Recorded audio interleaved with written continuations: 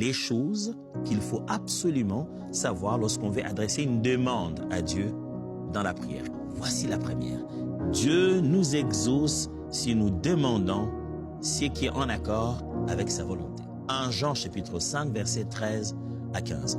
Je vous écris tout cela pour que vous sachiez avec certitude que vous possédez la vie éternelle, vous tous qui croyez au Fils de Dieu.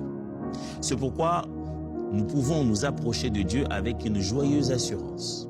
Nous sommes certains que si nous demandons ce qui est conforme à sa volonté, vous avez entendu ça? Nous sommes certains que si nous demandons ce qui est conforme à sa volonté, il nous écoute. Et si nous savons qu'il nous écoute, nous avons en même temps la certitude que l'objet de nos demandes, quel qu'il soit, nous est déjà acquis.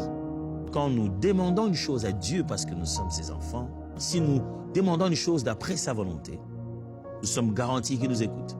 Non seulement qu'on a son attention, mais nous avons aussi la garantie de l'exaucement. Parce que nous sommes garantis qu'il nous écoute et nous sommes garantis que l'objet de notre demande est déjà acquis. Quand vous vous approchez de Dieu, vous savez, la vie est faite de beaucoup de choses. On manque beaucoup de choses, nous les êtres humains. Et quand on vient en prière, il y a certainement une demande derrière. Oh, il y a plusieurs formes de prière. Mais il existe cette prière qu'on appelle une prière de demande. Où on vient présenter nos besoins à Dieu. Et la Bible nous y encourage. Demander quelque chose à Dieu n'est pas une mauvaise chose. C'est Dieu lui-même qui dit, jusqu'aujourd'hui, jusqu'ici vous n'avez rien demandé. Demandez afin que votre joie soit parfaite. Dieu aime qu'on lui demande des choses. Ce n'est pas être un quémandeur que de demander dans la Bible, dans la prière. C'est logique. Seulement, vous devez savoir qu'au moment où vous êtes en train de demander, la garantie est dans la volonté de Dieu.